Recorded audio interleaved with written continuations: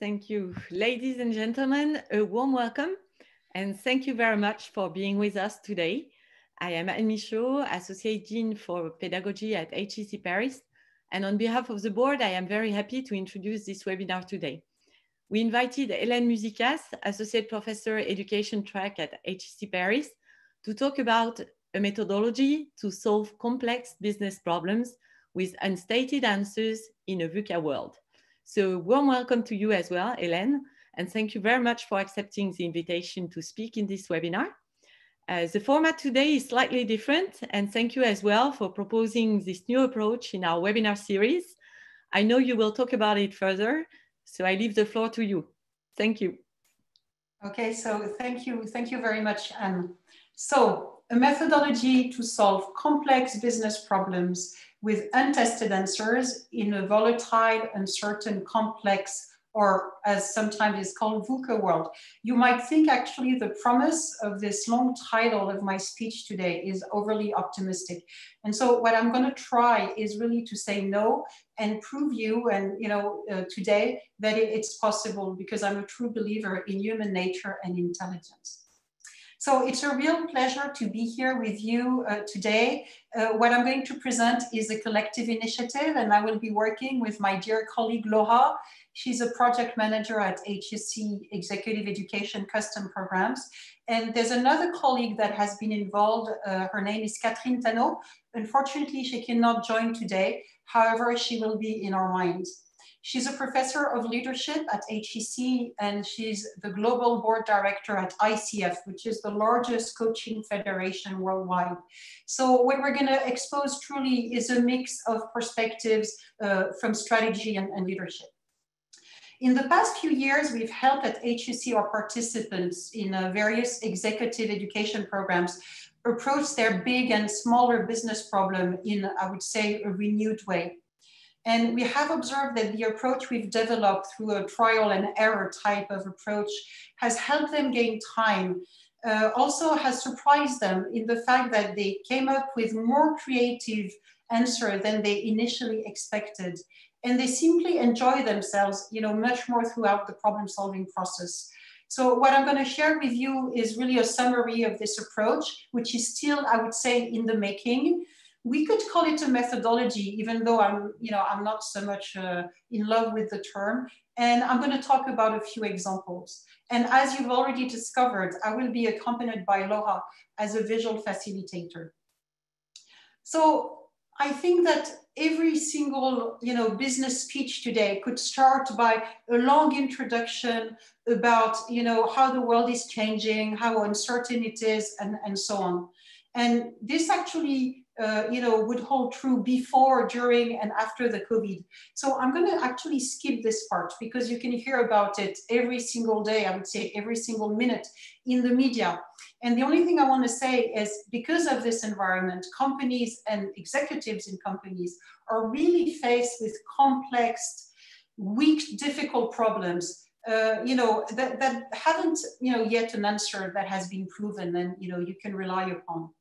Maybe today you're faced with a really sharp drop in your activity, or on the contrary, a really sharp increase in your activity. Or maybe you've just launched a new activity, tactically taking advantage of the current situation, and this would become later on a strategic move. Or maybe you're observing very significant changes in your customer behaviors, or maybe you're experiencing, operational disruptions. Or you have decided to accelerate your digital transformation because of the situation. There's definitely a lot happening. And so to understand where we stand for, I'd like to launch a first poll asking you to share with us, what have you been experiencing, let's say in the past 3 to 6 months? Adrien has just launched this for us. So if you are on YouTube and you cannot actually, access this poll, what I really want you to share with us is, are you experiencing decrease or increase in activity, launch of new activities, changes customer behavior, operational disruption, accelerated digital transformation, or maybe none of the above, something else that, I haven't thought of. So thank you for participating.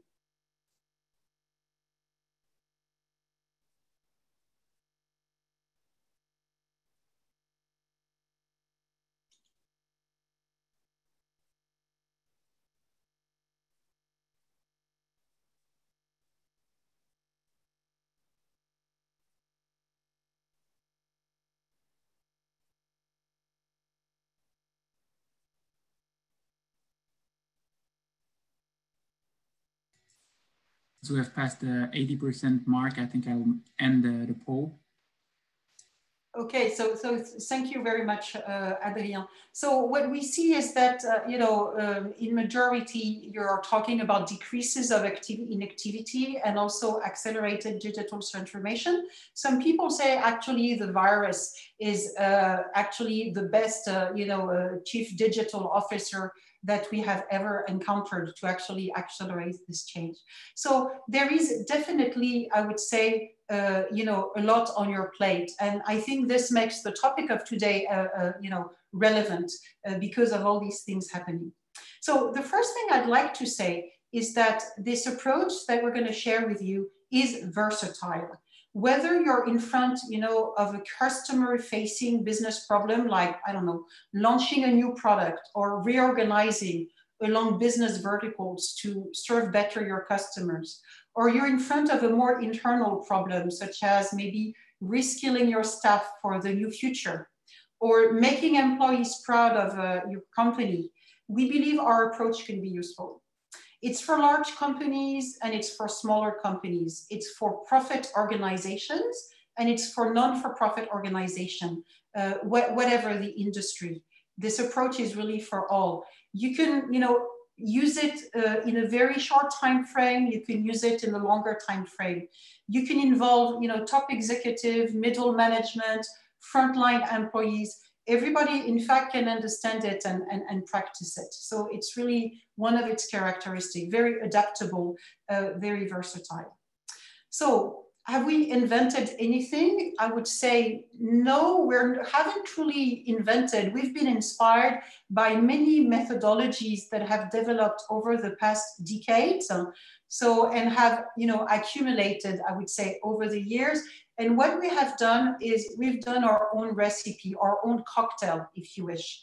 So I'm gonna try to mention the few of our inspirations so that maybe you can relate to some of them. So I'm gonna do it in a kind of a chronological way. And again, this list is not truly exhaustive. So the first one is actually brainstorming. So brainstorming emerged in the 50s and the 60s. It was initially designed or developed to help, creative people in advertising agencies. And it evolved over time in, different flavors. You can encounter things like, creative problem solving. So brainstorming is definitely one. And as you know, it's still very, very present, in problem solving in companies. The second one that I would like to evoke, and it's pretty, close to my heart, is pyramid thinking. So this is pyramid thinking and writing, in fact. So this is a book by Barbara Minto that was published in the 70s, and it was really about helping consultants. She was a consultant from McKinsey, solve problem and also communicate their answers, in another part of the book. So this is also an inspiration for us. Then from the 60s and up to now, emerged design thinking. So again, design thinking initially was actually developed to help designers do their job better. And then it moved into the more business-oriented world through a company called IDEO. And until today, it is very present, especially in teams that are in charge of innovation in companies. Then we could mention Scrum. Scrum emerged in Japan in the 80s, and it basically was a help to rethink new product development. And it later evolved in what we could call agile software development today. We could also mention, action learning and co-development, which emerged in the US and Canada in the 80s. These are methodologies to help you actually solve and learn from each other, as a team. Even lean manufacturing, coming from the Toyota production system, could be considered as an inspiration for us. and more recently, a book by Eric Ries called Lean Startup. In this particular book, Eric Ries, who is a serial entrepreneur, he would actually, try to propose to startups, would-be entrepreneurs, a process so that they would be more successful in their, entrepreneurial endeavors. So that's another one. And even last but not least, very recently, the book by our HEC colleagues, Cracked It, which actually addresses this problem of problem solving well. So we've been inspired with all of this. And again, we have, done our own cocktail to find a way to be very adaptable and to customize, our approach. So what I'd like to hear from you, if possible, in the Q&A part of, our webinar is, which ones of these particular, methodologies and frameworks you've actually used in the business world, because I'm sure that you have heard about some of them, maybe you've read about some of them. I'd like to hear about which ones you've actually used, on real problems in the real world. So I'm going to give you a few moments to do that in the Q&A.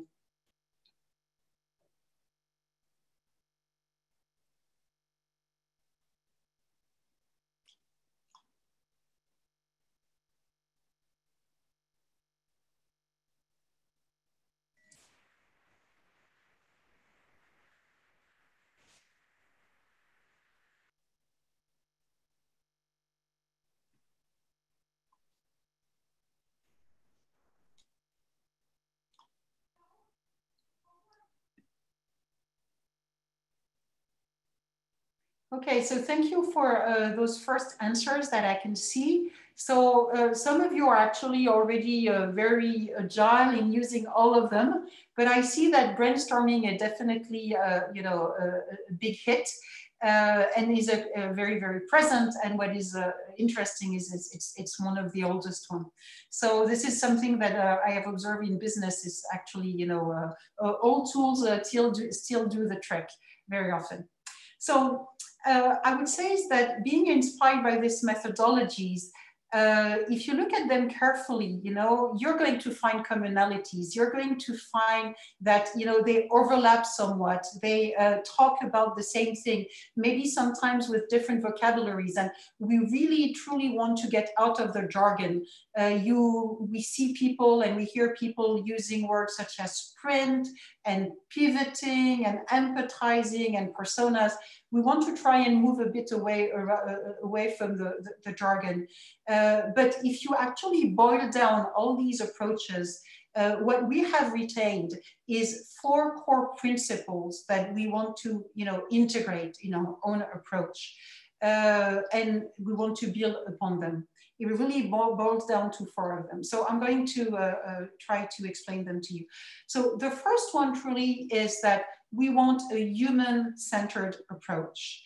So it means that the user, of our problem, so whether it's a customer, it's an employee, it's a boss, it's a colleague, it's any stakeholder, is going to be there at the beginning, in the middle, and at the end of our process, okay? The user is there at all moments, and we're gonna focus on this particular group of people or this person. So, and I think it makes a lot of sense, because if you think of, companies, for-profit or non-for-profit organization, they are here to deliver something useful for humans. And I think it also grabs a very good trend. We see today in business that a lot of companies are re-interrogating themselves, or what are the basic human needs actually they're trying to fulfill by being there. So that's the first core principle. The second one is that we are betting on collective intelligence. And that might seem really obvious, but in fact, it's not that obvious. So we could actually approach complex problems on a standalone basis, as an individual. But it's going to get very difficult. So we do assemble a team to treat these problems, and we try to make the collective intelligence emerge. And that's not an obvious thing, because what collective intelligence means, it means that we're going to bring more all together than the sum of each individual. And in fact, it's less obvious that it seems. So we are definitely betting on collective intelligence, you know, taking a bit of a risk here, because we know that teams can actually sometimes have counter effects. The third principle that we are embarking in the approach is exploration before convergence. And this is a really difficult one. So if you look at what happens in companies, a lot of managers, they are trained, and I would say overtrained, to solve problems, sometimes ill-defined problems, every single day, and actually several per day. And therefore, they have a, you know, a solution mindset, you know, a problem, a solution. And they have so much overdeveloped this ability, which is sometimes very useful, that it has become almost a reflex. So this idea, or we're going to explore, we're going to investigate before we actually give any answer, is something that is quite difficult. And I will talk maybe later about the difficulties of that. So that's our third principle: exploration, divergence before convergence. And the last one is the last principle is really to use the virtuous cycle of assuming something, testing our assumption, learning from the test, and starting all over again in an iterative way. So we could call it the test and learn loop. And here again, the advantage of this principle is that if you have little time, you're going to do it only a limited number of times. If you allow yourself more time, you're going to do it, you know, many more times, but at least you're going to be action oriented, because testing is actually entering into action. So that would be our fourth principle. So based on this, we have developed the methodology that I'm going to explain now. The first thing we do, of course, is that we assemble a team, because we're betting on collective intelligence. And I would say that we're going to build our team with basically two rules. The first one is we're going to try to make it as diverse as we can. Okay, and diversity doesn't mean people who look different. It really means people who think different. So that would be one. And the second thing we're going to do is we're going to get people who are motivated, you know, intrinsically motivated by our problem. So most of the time, because they are some kind of stakeholder to the problem, they might suffer from the problem. They might be, you know, somewhat at the origin of the problem. They might have just an interest, you know, in the problem. They have some kind of, you know, they have a motivation. So that's first assembling the team. And then we're going to start with a problem, an issue, a difficulty. And this issue is going to be worded in a certain way. It can be worded by the team itself, or it can be worded by the boss, okay? Or by the person who asked the team to work on the project. And we know from experience that actually these problems are very often not very well enunciated and in a way ill-defined. So we're not going to take for granted that this is the right problem and it's said in the right way. So the first thing we're going to do is we're going to explore around that problem. We're going to go in a way for a quest, always with the user in mind. So of course, we're going to empathize with the user, which means basically talking to them or looking at them, but we're going to do more than this, okay? We're going to really explore around the problem. We're going to spend time, and we're going to do a lot of it. I would say that, you know, 60 to 70% of the allocated time that we give ourselves for this approach is going to be spent there. So in other processes, you could call it diagnosis if you wish, okay? And at a certain point in time, we will have collected a lot of data, and you can always continue to collect even more data. But there is always a turning point where, you know, the additional data you collect doesn't add much. And this is where probably you want to stop. You never have, you know, the perfect data, of course. And at this point, we're going to convert again. We're going to meet, we're going to look at the data, and we're going to reframe and redefine the problem. This is a convergence moment, typically, and it's a very delicate moment, because it's both an exercise in business. You need to use your business sense, And I would say it's an exercise in psychology, because depending on the psychology of the team, you can actually phrase a problem in a very proactive way, or growth with a growth mindset. But you can also phrase a problem in a defensive mindset. So there's not one answer in reframing the problem, but we're going to reframe the problem. And once we've done this, and we have a better defined and better enunciated problem at hand, then we can start on a new exploration. And this new exploration is about answers. We're going to look for answers to our problem. In other words, in short, we're going to brainstorm. And this, as you know, takes less time than investigating the problem itself. So it's going to be a bit of a shorter moment. We're going to explore for answers. And here what we've done is we have selected a brainstorming technique, just one, okay, which basically captures everything we know about brainstorming that works and that doesn't work, okay, because there are decades, as we've just seen, of experience on that.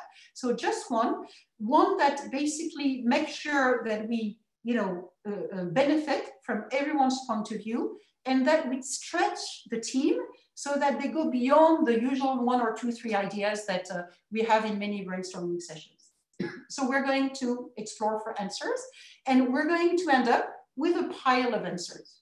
And here comes again, a convergence moment where we're going to have to select some of these answers, maybe 1, maybe 2 or 3, but a limited number. And here we're going to select maybe not necessarily on the usual criteria that we use in business, but always with our user in mind, and also with our next step in mind, which is a step of testing. So we have our ideas, and immediately after, we're going to go to our next phase, which is prototyping, and I would say fast prototyping. So here we are going to spend different amounts of time depending on the means we have and on the time we have. We can do a prototype in 1 hour. We can do a prototype in 1 day. We can do a prototype in 1 week. Okay, we can do a prototype that looks like our answer. We can do a prototype like feels like our answer, or a prototype that works like our answer, depending on the situation, whether it's a product or service or process or whatever. So we're going to do a prototype, and then we're going to go back to our user. We're going to interact with the user in a certain way with this prototype. We're going to learn from this interaction, and we're going to potentially refine the answer or validate it.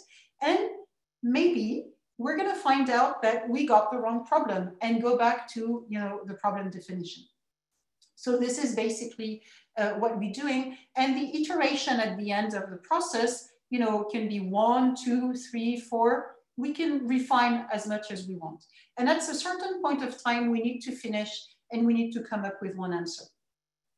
So you have probably noticed that I've been using the word answer rather than solution, because we really believe that business problems, they're not like a mathematical problem.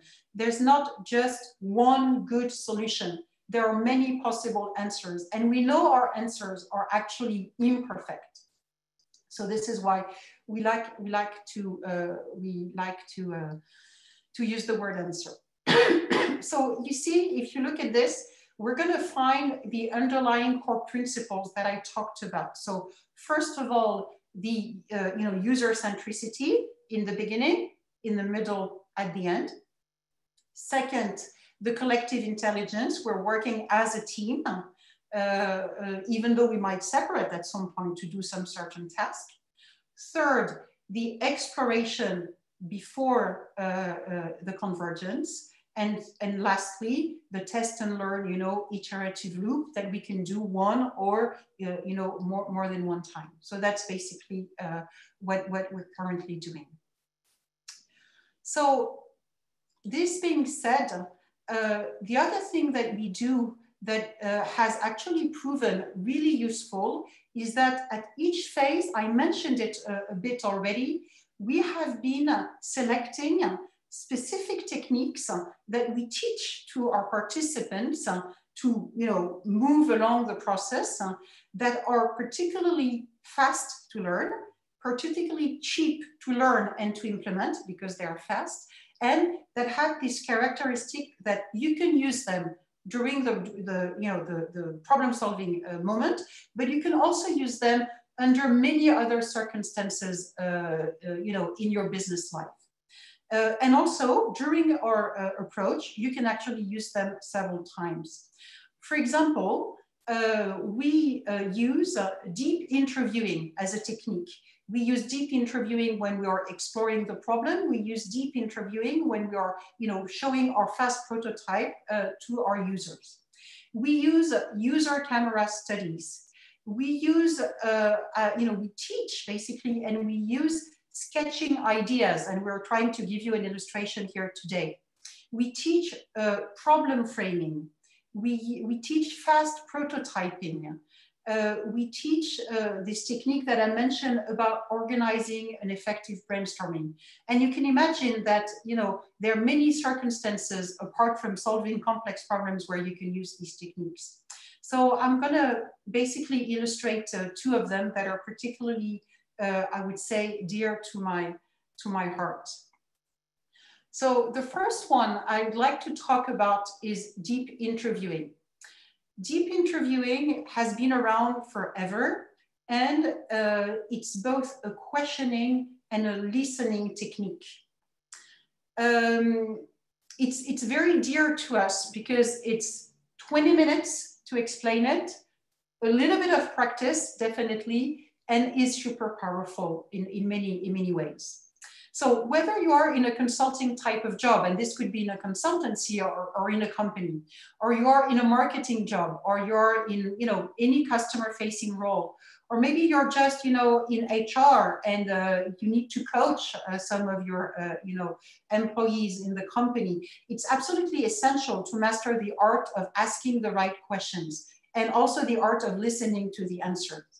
Actually, research has shown that it's actually an overdeveloped behavior in innovative leaders to be able to ask questions, okay? And who doesn't need an innovative leaders this day? And I would say as executive, as you go up the ladder of organization, if you are not able to actually manipulate those questioning and listening skills, you will isolate yourself. So it's really something you can use, in many ways. So what do we do when we teach deep interviewing? We describe the process, and we basically try to push our participants, apart from the introductory moment, to evoke stories. Tell me when last time you participated to an HEC webinar. What happened, and then we try to move to after evoking stories to move into exploring emotions of people that evoke those stories. And also we question the statements that they give us using the famous why. So this is basically deep interviewing. It's the ability for you to enter into a 1 hour to 1.5 hour open conversation with your user and get to things that you would not get to otherwise. So that's one thing that we really use.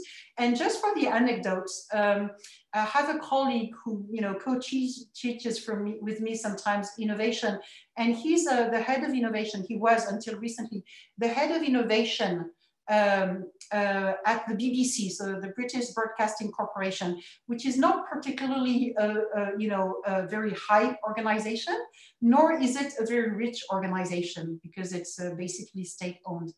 And being in charge of innovation, he really scratched his head to think about how he could train hundreds of people, okay, to really improve their skills in terms of creativity and innovation, to really, fill the gap that he needed to fill.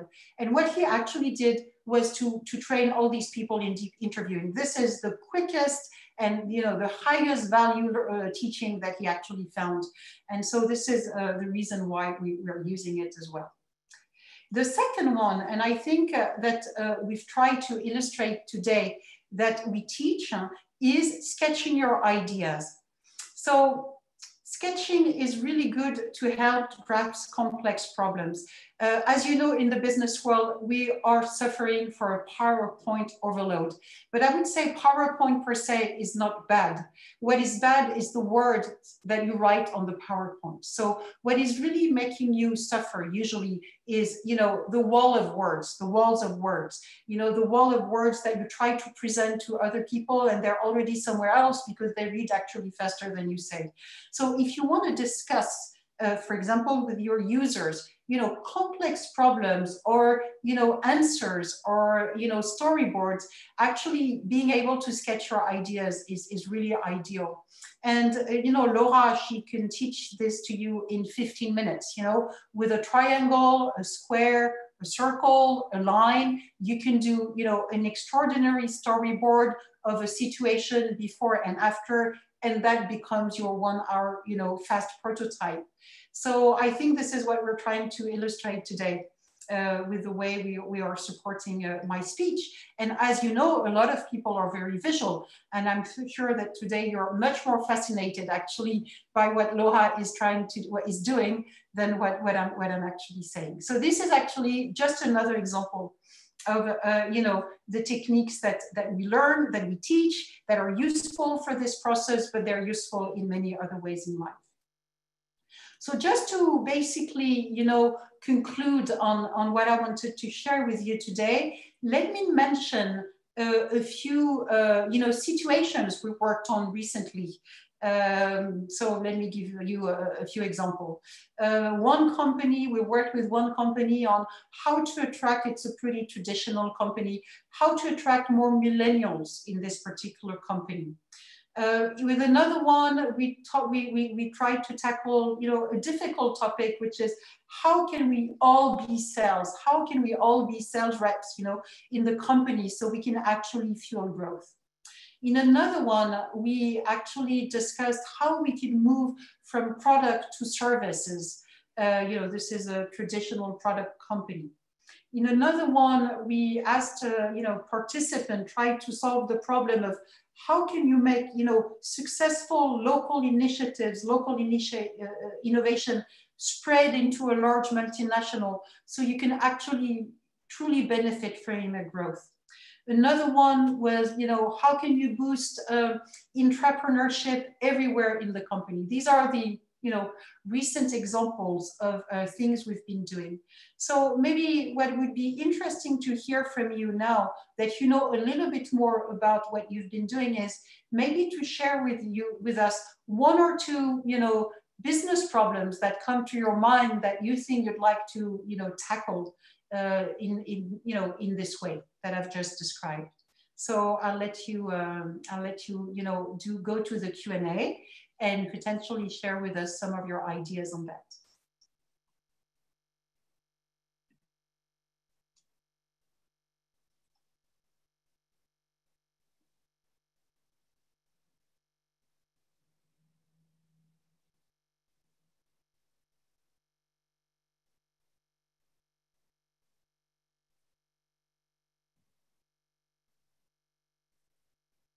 So I see a few really interesting topics that are being mentioned. So Gaetano is suggesting CapEx business model to annuity-based business model. So a change of business model. Post-COVID business reframing. That's an interesting one as well. How to address the senior silver market. This is Alain. How to stimulate employees to a lifelong learning module. This is really interesting. So I really encourage you, and would be, you know, we'd be happy to give you, you know, more details about the techniques at the different stages to actually try it. Okay, just the fact of, you know, spending time on the problem, you know, to refraining yourself from jumping to the solution and locating, you know, maybe 60% of your time on talking with the users and, you know, doing a bit of you know, a longer problem analysis is already a really good step in this direction.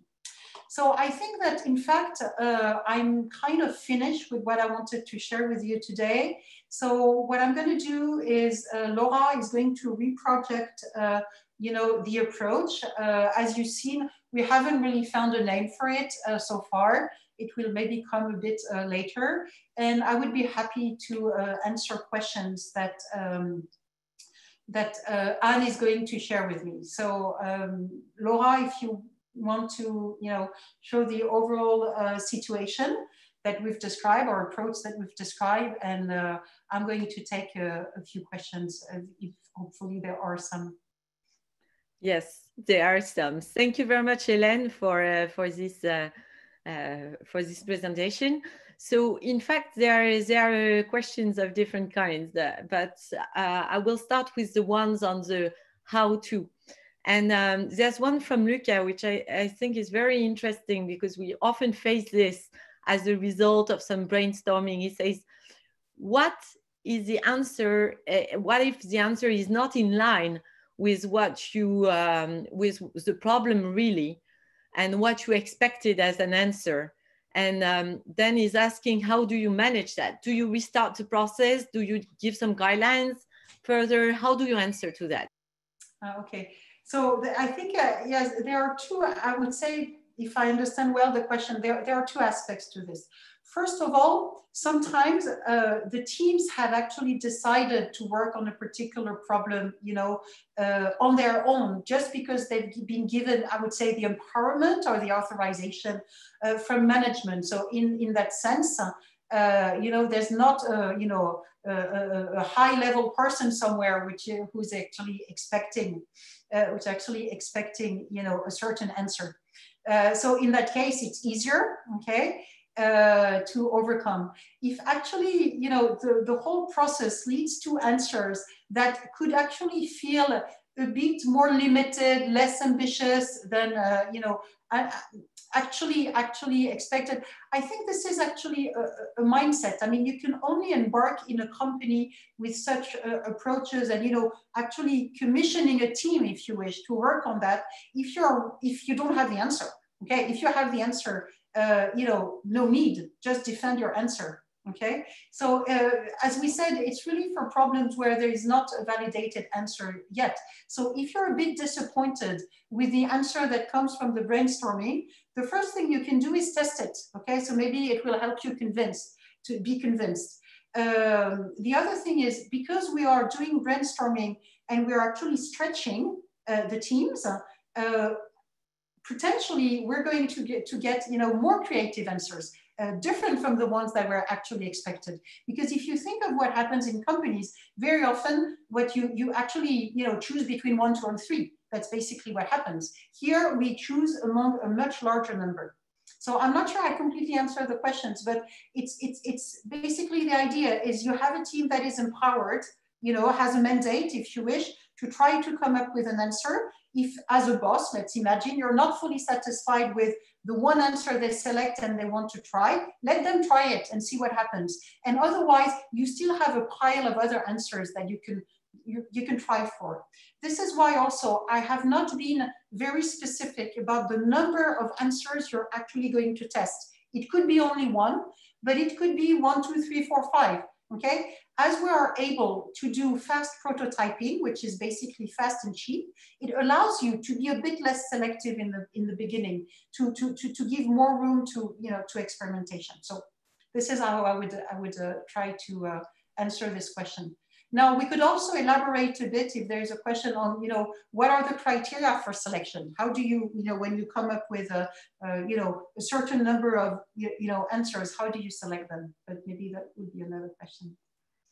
Yes, well, there are related questions like Madina, who is asking, in fact, are there stages where you can do it twice? So you're asking, can we do twice the deep interviewing, for example, at the diagnosis stage? And there's another question also related, is what are the key decision-making points in this approach? Okay.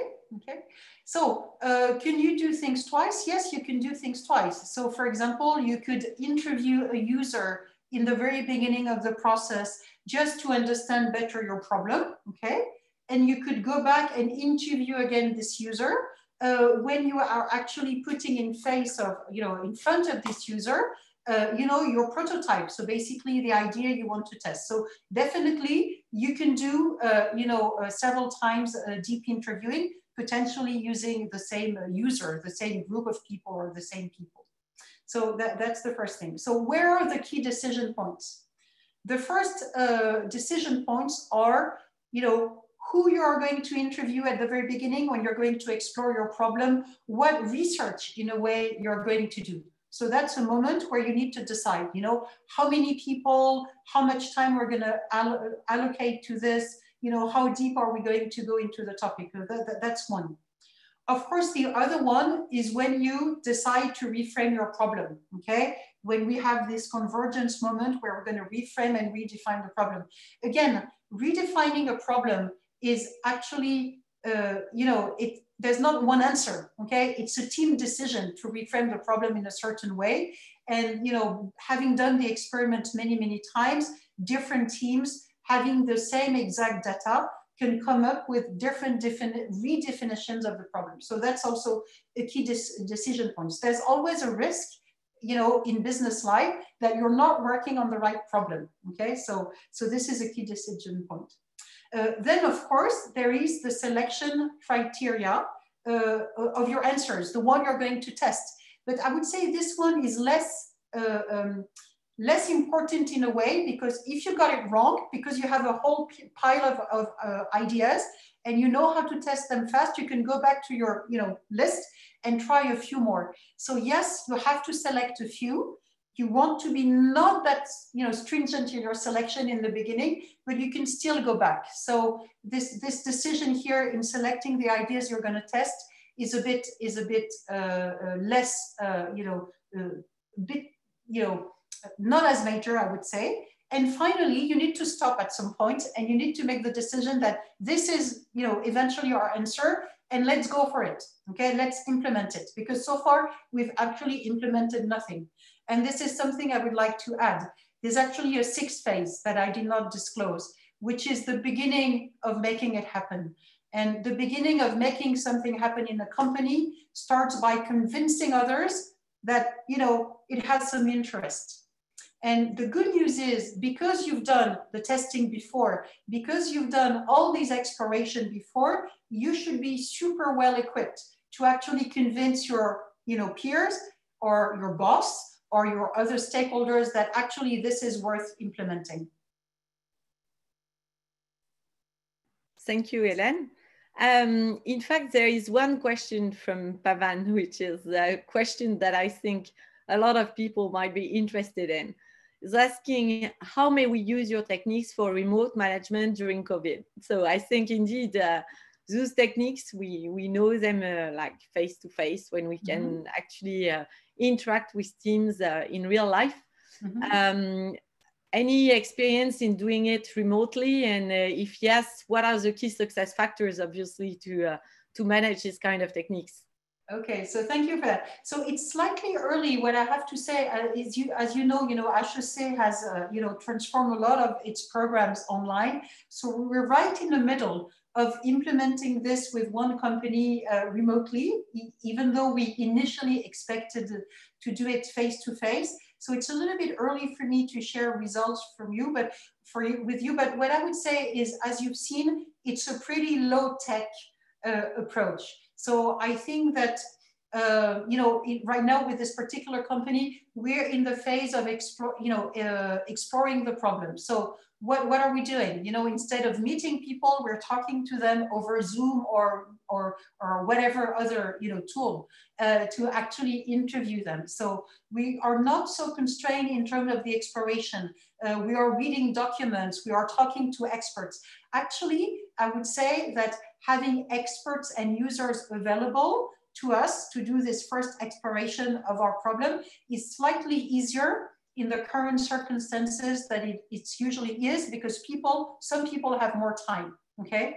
So I would say maybe slightly easier. Then when we're going to have to brainstorm together, our brainstorming technique is very basic. It's powerful, but it's basic. So I'm sure we're going to be able to do it remotely. Otherwise, there are a number of tools, and actually I would say there are too many tools, and I would not know which one to recommend to you, but maybe Adrien would know that. There are lots of tools that help you actually today, organize a remote brainstorming session. So I'm just going to quote a few, but it's not a pure recommendation. So this morning I was using Klaxoon. I know of another one called Mural. I know of another one called Miro. I know of another one called Whimsical. So I think that the virtual tools for brainstorming, they do exist. I've used a few of them. I think they do the job. They do the job. Where it's going to be maybe a little bit more complicated in the future, but I can't say yet, is the interaction of the user with the prototype. So this is really going to depend on the type of problems we are solving. If we are solving a problem of service or a problem of product, we can still, as it's very frequently done, show a picture of what we're envisaging and have reactions for people. We can show storyboards, and Laura will teach us how to draw those storyboards. So I'm pretty confident, but we're right in the middle of it. Okay, thank you, Hélène. I think there's another question that actually might be of interest to develop a little bit. Alex is asking, how do you manage user centricity in this kind of approach at the C-suite level? And being at the top of the organization, it's a risk to have a very theoretical view, in fact, he's mentioning. Mm-hmm. So does that mean that the approach is more for operational teams or people that are close to the end user? Mm-hmm. Okay, thank you for this question. It's really very interesting. So if you remember in the introduction, I said that we consider it's for everyone. It doesn't mean that our teams are necessarily mixed in terms of hierarchical level, because it's not every organization when you can put a boss working with the frontline employees. Sometimes this generates a bit of a constraint. But truly, when we do it with top executive, it's very simple. We send them talk to the user, just like everybody else, and they are amazed. Sometimes we wonder, should we really do it? Are they going to complain?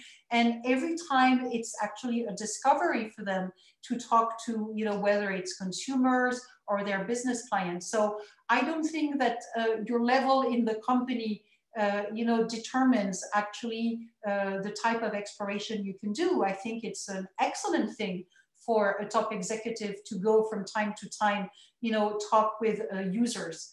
And in fact, some companies have institutionalized it.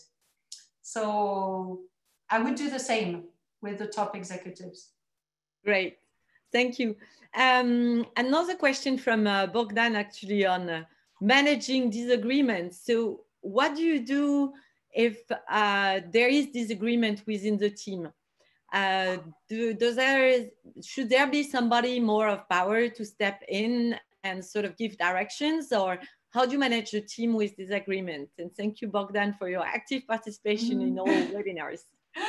Okay, so these type of teams, most of the time, I would call them non-hierarchical. So, people can be colleagues or not, but we do not nominate a boss or a coordinator for that reason per se. Everybody is at the same level. So it's true that a lot of people who are in more hierarchical companies might feel a bit uncomfortable in such a setting and might want to become the boss, or on the contrary say, okay, let's wait and see because I can't be the boss, so let's sulk a bit, okay, in a way. So it is a really true challenge, and especially if people disagree. But I would say disagreement, so what happens in fact? Either the team is able to, sort it out by themselves and, designate someone who is at least is going to be a coordinator, or you could call it a facilitator. And I would say disagreement is good because, if people have different ideas, for example, for answers to, or, better defined problems, it doesn't matter because we're going to have time to try several of them. So I would say disagreement is not a problem per se. And if you cannot make your mind, you know, let's go for just this one answer. Okay, let's try two. And then, you know, the field, the experiment will help us decide later. So actually, I think that in the methodology itself, we do have a way to, unlock some of the disagreements. Where disagreements might be a little bit more difficult is in defining the problem. You know, you could argue as a team forever that, this is not how you should define the problem. This is how you should define it. And it's true that the most difficult discussions, they are there. Here again, what we typically do is try to, give the team, a little bit of tools to actually try to converge. First of all, we give a framework for reframing. And second, we just ask them, based on the data they've collected, all these interviews, all these readings, and so on, to actually, basically collect their insights and, group them by affinity. And usually through this simple way, we help them converge. So it's true that it can be a challenge because these are non-hierarchical teams, but I think that at the key moments of the approach, we have ways to overcome them. Eventually, if this cannot happen at all, it happens that we send, but it's very exceptional, it happens that we send an external person, an external facilitator, if you wish, and usually we're able to reinstall the dialogue. Thank you, Hélène. Indeed, there was a question, in fact, as we say, garbage in, garbage out. So the problem of stating the problem in this kind of a technique is very important. And there was a question whether you have specific advice on how to frame the problem from the company side before you start this kind of technique. So I don't know. You mean at the very beginning? Yeah. Yeah. So again, my assumption at all times is that even if the problem seems very well worded and the context of the problem has been made very clear, I would still re-challenge it. So in a way, I will still challenge it. So how do you actually frame better a problem or frame it, upfront well? Well, there are, again, frameworks to do that. So I'm going to quote just one, which is quite famous, but there actually I could quote two. So one is called the situation complication question type of framework. So this is a framework where you're going to try and describe, the context of your problems in two ways. The first thing you're going to do is you're going to describe a situation. A situation is like a quiet lake. It's something that is pretty stable and has been there, for a certain period of time. For example, saying that the world is changing fast, I would say, is a situation. Actually, this has been happening for quite a while. It's not something really new, okay? So you try to describe the context of your problem first by describing the situation. And then you try to identify what we call a complication, some new element, okay, that makes things interesting, that, triggers your attention. It's like a stone that you would throw in the lake. That's the complication. And out of this complication emerges very naturally your question. It's like when you start reading a novel, in the very beginning of a novel, the author is always trying to make, the novel interesting. There's always, a technique, there are several of them, to attract your attention. That's exactly what situation complication is actually about. Describing the context that is stable, then highlighting a particular event or a particular, thing that is making things more complicated, and naturally the question you want, the important question and complex question you want to solve comes out of this complication. Okay, so that's one framework. There's another framework out of the book, Cracked It, which is called TOSCA, which I would say is a refinement of this situation complication question. So there are a few frameworks behind that. Great, thank you. Maybe another little tip asked by Jérôme. We see in companies that sometimes people are trying to please their hierarchy. So in fact, their behavior during this kind of techniques is only to give answers that they feel are expected from the top. So how do you manage the group, the team, to avoid these behavioral biases? Mm-hmm. You're absolutely right. It's a risk. So in a way, the team has to get the authorization, okay, from the management as a whole, to be able to think maybe slightly differently from usual. So without, I would say, this, this support, it's going to be very difficult. But again, two things can help here. The first one is the way we brainstorm, the way we come up with a list of answers. We're really here trying to stretch people, okay? What we observe in traditional brainstorming is the way it's going to happen is you're going to have Post-its and people are going to write a few ideas. You know, the most productive ones will have 5 of them. The less productive people are going to have 3 of them and you're going to post them on a wall, okay? So that's brainstorming. Here, we're trying to do things slightly differently. First of all, by making sure that each idea that you write down is not just a vanilla, strawberry, and chocolate version of the same idea. So, you know, and second, we're asking everybody to come up with much more than just 3. So that's the first thing. So we I think normally you move away from the obvious, okay? And the second place where you can help is if you are given authorization to actually very cheaply test some of these ideas, you come up with proofs. So your management, you know, if at least they have a little bit of listening skills, okay? And if you have a little bit of convincing skills with the work you've done with the proof, normally you can enter at least in a dialogue and try to convince them, because you have the proof of your exploration and you have your proof of your validated, you know, or partly validated answer. You can say, the users, when we put this in front of them, this is what they said, and this is why we're proposing this particular answer. So we, as I was saying in the introduction, it's not perfect, okay, definitely, but I think that it can put a bit more creativity, or a lot more, I hope, in the answers that are given. Okay, thank you, Hélène. Maybe a last one due to time. There's many questions, so I'm trying to gather them, look at the ones that are voted on. In fact, there is one last one, which I think is also one of the barriers that are traditionally seen in this kind of techniques. As Matthias asking, not everyone is willing to be part of change, and actually a lot of people want to secure their personal comfort zone rather than, you know, getting involved into big changes that might affect them in the end. So how do you make sure that you sort of deter people from thinking that way in this kind of groups? Okay, so what I would say is that, you know, this approach is really also about a mindset, as you have probably figured it out by now. And so, of course, we're going to find a lot of teams in charge of innovation or change in companies that are going to be early adopters of something like this.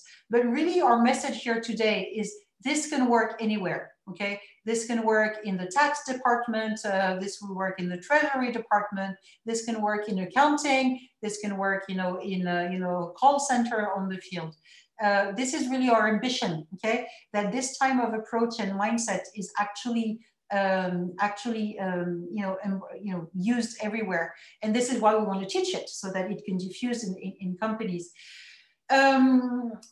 And I think that we started by saying this is for complex, you know, difficult business problems, but try it on small problems as well. You know, of course, there's some people who like to be comfortable everywhere in companies, not only, you know, in the field, at the top as well. So try to actually, you know, test it also on smaller problems. I'm sure it's going to change. As for, you know, the larger question, how do you, you know, really change people who don't want to change? I mean, it's you know, we could speak for ages on this, but I think the fact that, for example, you equip people with tools such as deep interviewing. I mean, deep interviewing is an enjoyment. When we send people and we ask them to interview, they come up with, you know, their eyes wide open, not because they learn things, because they say, oh, this is so great. Because when you talk to people, they actually tell you so many things. I could not believe that they would open up such in such a way. And that's why consulting works very well, because people actually talk and they find it so interesting. So I think you have a little lever here, the lever of enjoyment and actually discovery. I truly believe that most humans actually are interested in that. And I would say that the moment we're living here, maybe that could be a concluding word, is actually a proof. I mean, I've never seen so much innovation as I walk in my very traditional town. And when I see what people have invented as masks, because we were lacking masks in France, I'm fascinated. So I'm actually quite, optimistic about that. Right, Hélène. Maybe two last tips for our viewers. The first one is very practical one. What app are you using? Very innovative. Can you tell them? And second, from that was from Dimas and from Gaetano, is there a book where we can deep dive this approach? Okay, so for the app, I will let Laura write it down, okay? Because she's the user of one. And by the way, I would like to give her a really big round of applause. I'd like to thank you for being here and interacting with us, but also to Laura, she did incredible work. So she's gonna write down the app. And book, no, not yet, not a book. As I said, it's in the making. What we are definitely working on though is a MOOC. So we are building a book around this, and it should be available before the end of this year, if everything goes right. Thank you so much, Hélène. Thank you, Laura, for your great work. We enjoyed the drawing, every minute of it. And thank you for Catherine as well, who participated from the distance. Thank you all, and see you next time.